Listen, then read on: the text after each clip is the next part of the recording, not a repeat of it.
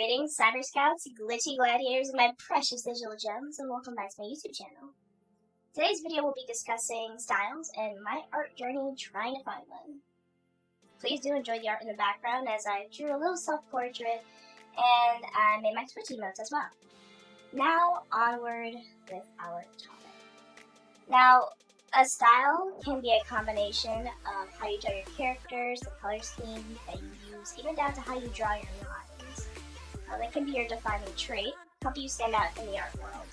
But is it exactly bad if you don't necessarily have one? Short answer for this, no.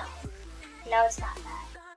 If you want a definitive style for yourself, that's going to take practice in studying how other artists draw and color their characters, and so on and so forth.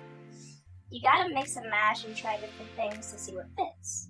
I don't really have a style, at least to me I don't have one. I may have a certain way I draw my eyes, however, it's nothing super noteworthy in my opinion. And in a weird way, I think it's interesting when you're still developing your own style. Here's a few examples as how I kept shifting through my art throughout the years. I'll throw some pictures here on the screen now. I never really found a nice medium when it came to, and this is just my personal experience with this, combining anime elements with my semi-realism that I knew I wanted to incorporate, but I just didn't really know how to execute it. I often drew one being anime or the other being semi-realism, and you guys see the Super Scuff examples. I need not say anything more. I made I would make unrealistic body touch with realistic noses and eye shading, thinking that it looked good. Sometimes even vice versa. It was just bad, scrambled, and you could tell my lack of experience when it came down to drawing certain elements. Looking back at it though, I'm not ashamed of these drawings as I once was. You can see your progress in how you draw for years. And I hated these old sketches, but now I'm really glad I kept them to see how much I've improved and to see the merge of these two elements that make up how I draw my art today. Which you can see how the slightly cartoony but semi-realism has a nice medium when it comes to the little self-portrait that I drew. I say all of that to say, honestly, it's okay if you don't exactly know what you're going to do yet, as far as, working on a style. It's okay if you don't have one. In a way, think of it like this. You're able to adapt and change at any given moment with no boundaries or ties to a specific color composition or how you draw faces and bodies. It's kind of free. And it's actually really cool, because as an artist, you should want to venture outside the box. You know what? If you throw something at a wall and it sticks, go with it. But at the end of the day, if it doesn't stick, get up and throw more pasta at the wall. That's what I always say. If it doesn't stick, try another pasta. Now that is a phrase. That is something. But just don't forget to practice. Because practice does make improvement. Not perfection, because there's no such thing as perfect, but practice does make improvement. And practice also helps you understand a lot. And a style will find you. I know that sounds cliche and corny, but a style will find you. The style will choose you. You don't choose the style, it chooses you. But just like anything else, you can't rush the process. And another thing to consider is, which I think just ties into really anything you do, not just really art, but another thing to consider would be life experience and exposure to different forms of art styles that could also influence how you perceive or view things, and it can inspire how you incorporate it into your own personal designs, or maybe not even art, just something that you like doing or business related. So with age does come more wisdom and life experience, and hopefully you'll see something in a new, creative way, and, don't forget to explore those categories. I feel like venturing into places like that, into the unknown creatively, is a really healthy, good experience I think everyone should have. That was a little rant. I do hope that you guys enjoyed it though. I guess a good way to kind of tie everything together, even if you can't relate on an art level, don't be ashamed of where you started. because I know I preach this in my videos. Don't be afraid of where you started, because it could always inspire somebody else. It could be working out, because you know, you see influencers that are on the heavy side, on the obese side, and they want to better themselves physically. They upload videos of them working out, hoping to inspire someone else. Or you see someone making cooking videos, and they originally cooked poorly, now they cook like Gordon Ramsay. Same thing with art. Don't be afraid to post your cringy work to see how you've improved and what kind of life experiences you've been influenced by.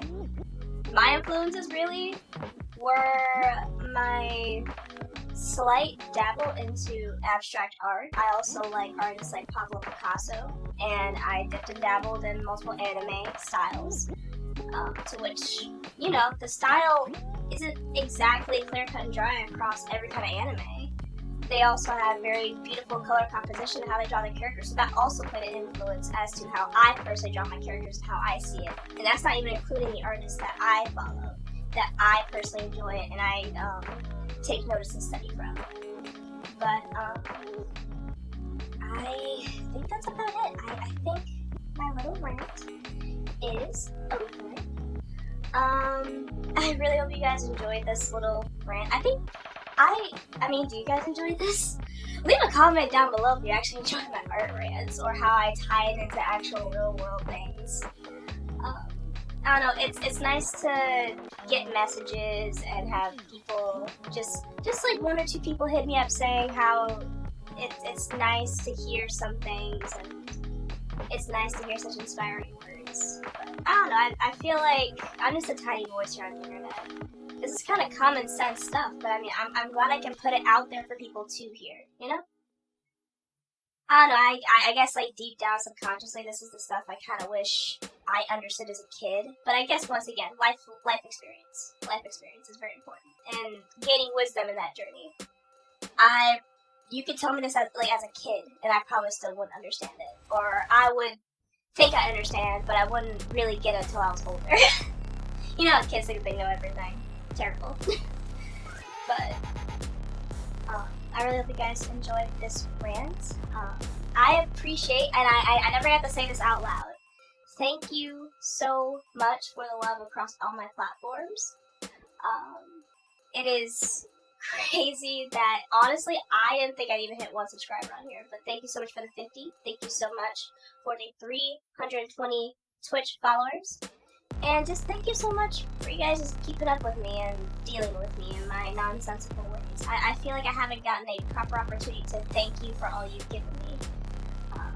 As small as I am, honestly, if one person's watching, I guess that's enough for me. I guess at the end of the day, it's important to just appreciate the littlest things.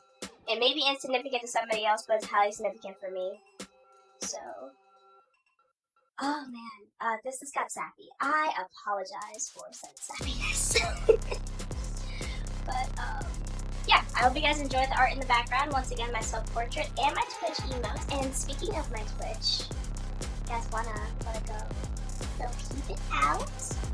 I made my 3D VTuber, and that was a fun experience. And I guess let me know if you want to see my process when it came to making that. I can gladly make a little mini video about it, because my dumb digital behind, forgot to record it. But I can gladly go through as to how I made my character and how I made the cool images I did. I'll pop one up here on screen because I'm highly proud of it. I don't know why, I'm just highly proud of it. I guess I'd be more than happy to kind of share what I do and how I do it. And I'm currently going to be working on making a 2D VTuber, so stay tuned for that video. That is a mess in the making.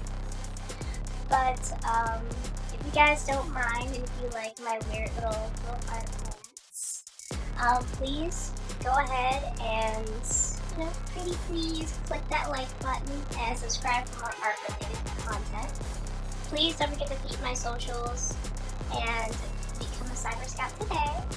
Check out my Instagram, my Twitter, and if you're feeling feisty and you want to join a cute little community of Cyber Scouts, glitchy gladiators, and some digital gems, keep my Discord.